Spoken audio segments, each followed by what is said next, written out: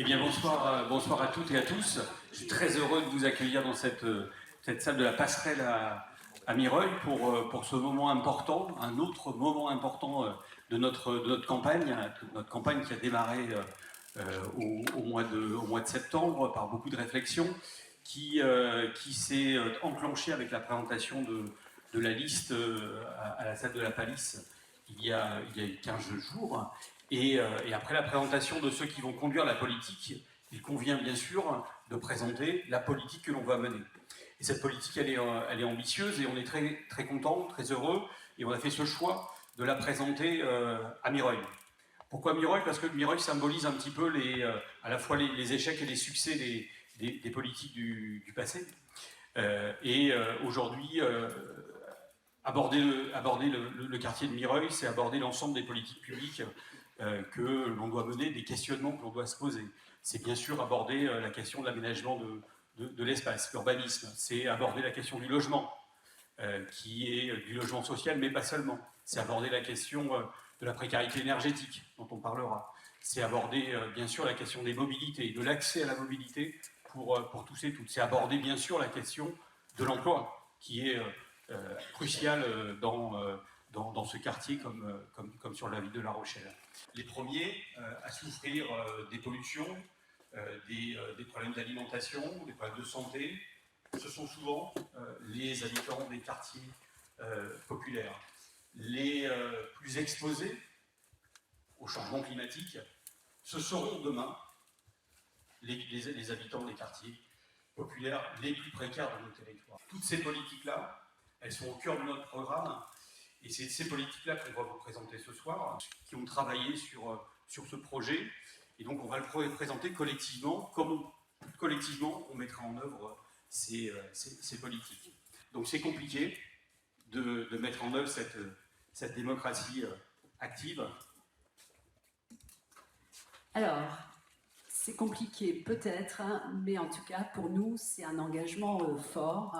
La participation citoyenne est vraiment au cœur de notre programme et c'est un élément qui va conduire toute notre action.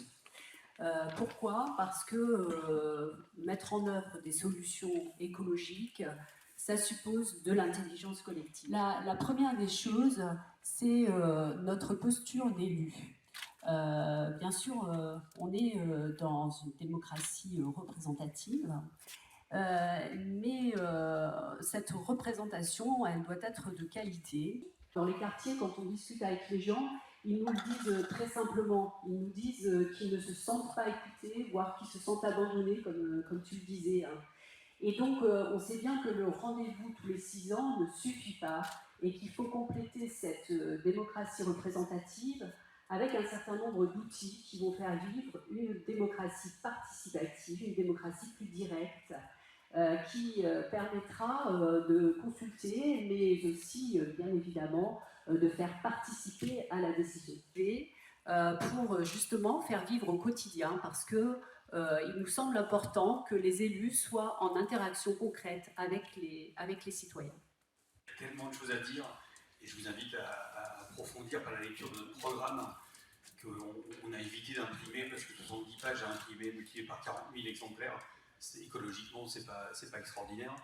Donc je vous invite, même si le numérique doit être responsable, à le consulter sur le site qui est dédié à la campagne. Les défis qui nous attendent sont tellement importants que c'est tous ensemble qu'on arrivera à construire un autre modèle de société, qu'on arrivera à construire un autre modèle de ville. Et la question de l'urbanisme, la question de l'aménagement urbain, c'est une question clé, fondamentale, qui a donné lieu pendant ces dernières années à beaucoup de débats, parfois à beaucoup d'échanges virulents sur différents projets de construction immobilière ou d'aménagement routier. Et il est important de pouvoir penser la ville des transitions, c'est-à-dire qu'une ville qui va répondre aux besoins, bien sûr, de ses habitants, tout en s'adaptant aux enjeux du réchauffement climatique.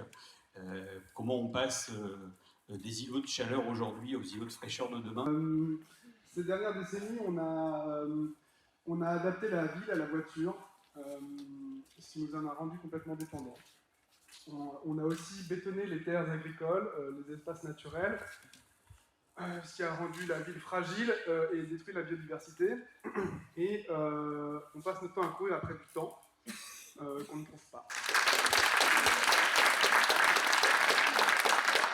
C'est vrai que choisir l'écologie, c'est avoir la certitude que les engagements qui sont pris dans ces domaines-là, dans tous les domaines qu'on vous propose, seront mis en œuvre.